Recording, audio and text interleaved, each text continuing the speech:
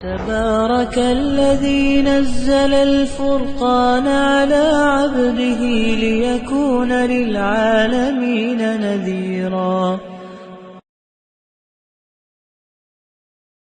بسم اللہ الرحمن الرحیم.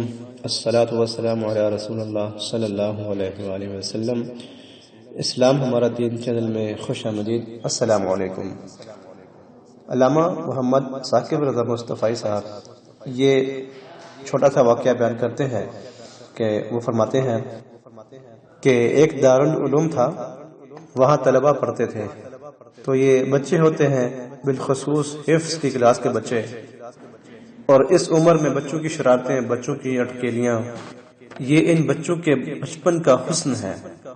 علامہ صاحب کہتے ہیں کہ بعض لوگ ہمارے پاس آتے ہیں کہ یہ ہمارا بچہ شرارتیں بہت کرتا ہے، اسے دم کر دیجئے. تو وہ فرماتے ہیں کہ یہ شرارتیں ہی تو ان کے حسن ہے، یہی ان کے بچپن کا حسن ہے. جب بڑے ہو جائیں گے تو یہ سنجیدہ ہو جائیں گے. وہ ایک شاعر نے کہا تھا کہ مجھے اچھا نہ لگا بچوں کا جوان ہونا. جب یہ چھوٹے ہوتے ہیں تو ان کی شرارتیں ان کا حسن ہوتا ہے. تو وہ اسکول میں پڑھتے ہوں، وہ جامعہ میں پڑھتے ہوں، یا وہ کسی فیکٹری میں کام کرتے ہوں، یا کسی ڈھابے پہ چائے بیچتے ہوں، تو ان کی طبیعت میں وہ شرارتیں ضرور ہوتی ہیں، کیونکہ یہ بچوں کے بچپن کا حسن ہے. تو وہ بچے تھے، شرارتی مزاج تھا، اور ایک شخص ان کی خدمت کیا کرتا تھا. کبھی وہ گھی کا کنستر اپنی کمر پہ لاد کے لاتا، اور کبھی وہ آٹے کی بوری اپنی کمر کے اوپر لاد کے لا رہا ہے اور بچوں کی خدمت میں لگا رہتا ہے. بچے تھے، کچی عمر تھی، شرارتی مزاج تھا، تو انہوں نے اس کا نام ڈال دیا حمار، یعنی کہ گدھا. جب بھی بھوک لگی ہوتی اور وقت کھانے کا قریب ہوتا تو کہتے وہ ہمارا گدھا گیا ہوا ہے، ابھی کھانا لے کے آئے گا تو ہم کھائیں گے. تو آپس میں انہوں نے اس شخص کا نام جو ان کا خدمت گزار تھا گدھا رکھ لیا.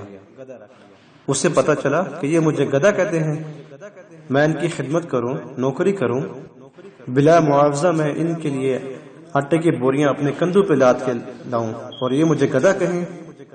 تو اس نے چھوڑ دیا اور گھر چلا گیا. رات پڑی، سویا اور مقدر جاگے.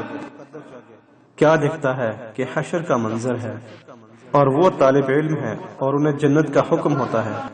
تو وہ اڑ جاتے ہیں، ضد کرتے ہیں اور کہتے ہیں نہیں، ہم نے جنت میں نہیں جانا جب تک ہمارا گدھا صاف نہیں جائے گا.